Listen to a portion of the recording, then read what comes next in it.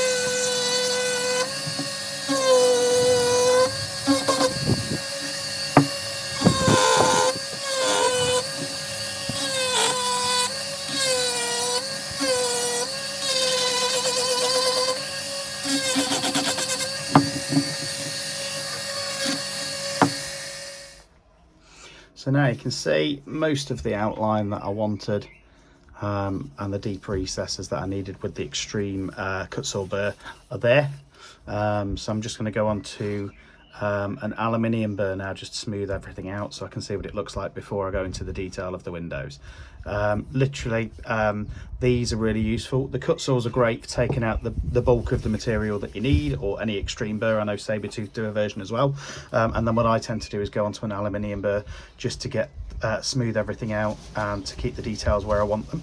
So just going to crack on with that now.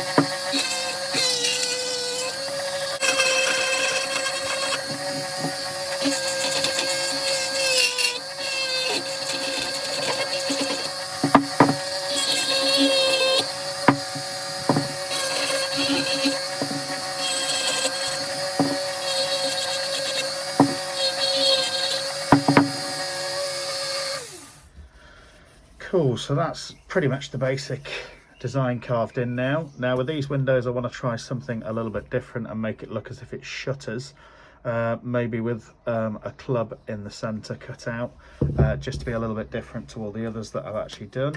So I'm just going to draw those on now. I'm going to want a circle there, another one there, another one there, and that sort of cut in.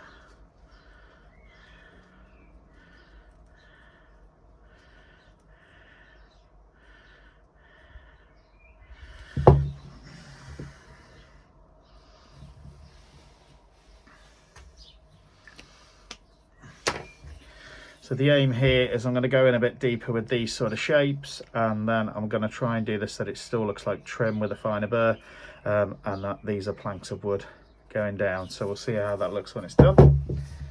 For this I'm going to use a much smaller burr as well, so I'm going to move on to this sort of smaller aluminium cutter, just to get the shape in before we actually go into the club. What you'll probably find is this will probably change shape a little bit as I do it. I tend to do a lot more freehand because I'm a rubber shorer.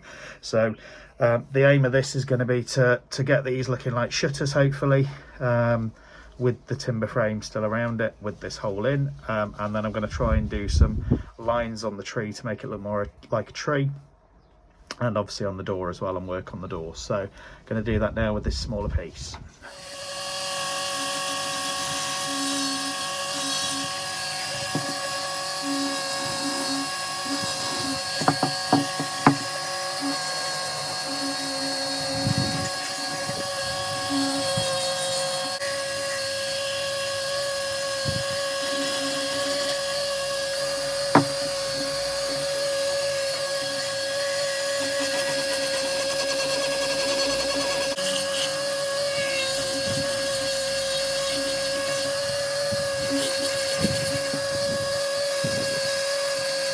Now, just because I can't really see how well that's actually worked because I use permanent marker, just to show you guys on the drawing, I'm just going to use this aluminium burr just to take off the outline that I did with the permeate before I actually put the wood slat markings in. So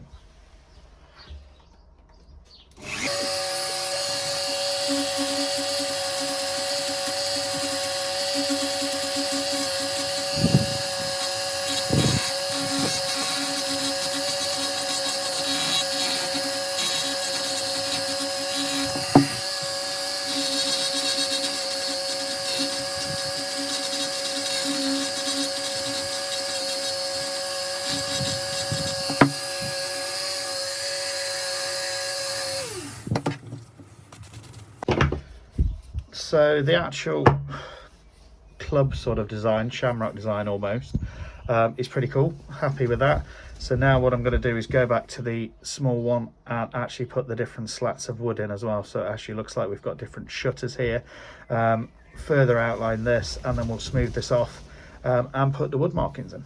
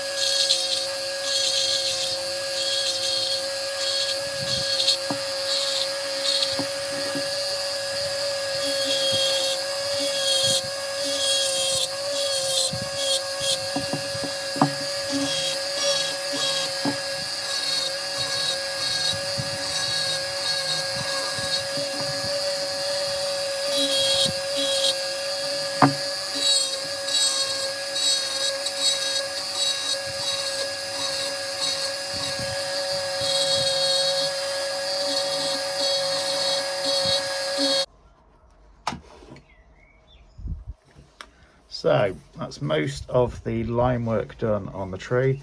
Pretty happy with how those shutters have turned out. I might actually try some colour on this one when it's done and actually paint those in as well. And I've left a little bit of a hole there. I'm hoping to be able to do a mini owl in there. Sometimes they work out, sometimes they don't. So for that, literally, I'm going to be using this 0.3mm Dremel circular burr. As you can see, it is absolutely tiny, just to try and get the general shape of an owl head in there, and see if we can get that on there as well. And then we'll be on to the roof shingles, the rocks, and smoothing everything out. So as you can see, I've done a rough outline of a little tiny owl in there. These aren't ever going to look that detailed when you think that you're going to be doing it with a little tiny circular 0.3mm circular burr. But here goes, let's see what it looks like.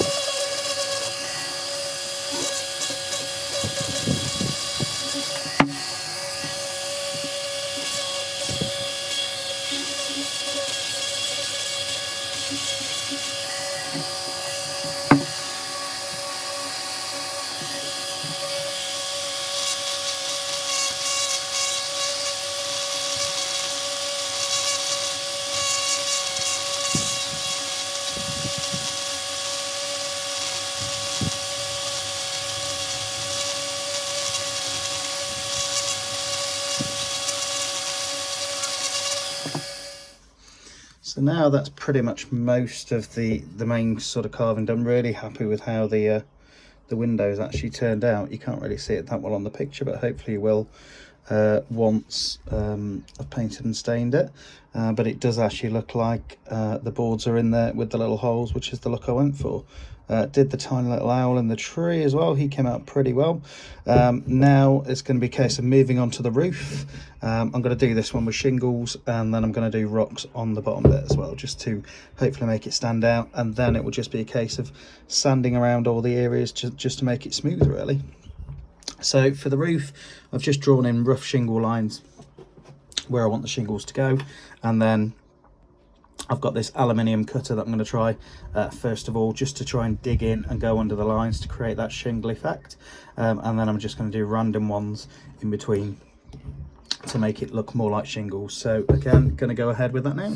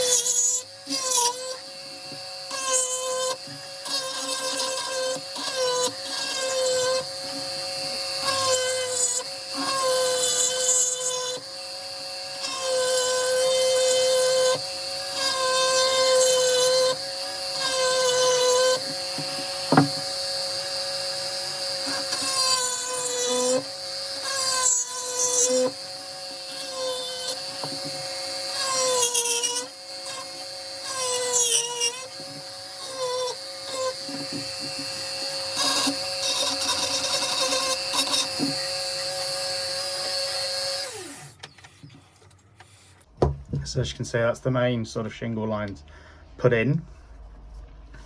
Now I'm just going to move on to this more rounded aluminium cutter again, just to try and blend those in and give it the perception of them laying on top of each other.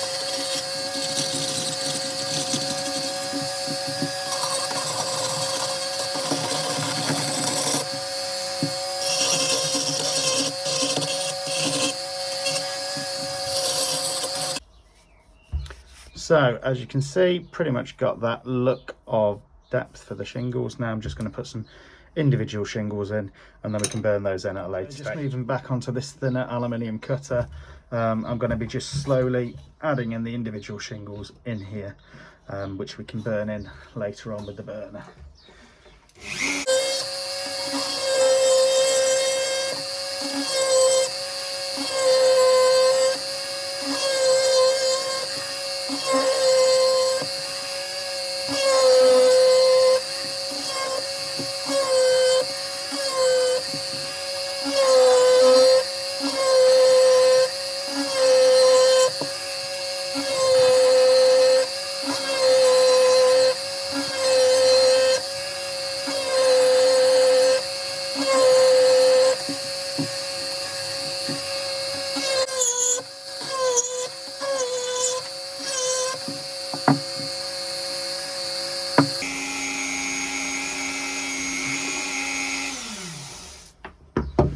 So pretty happy with the way that those look for the roof.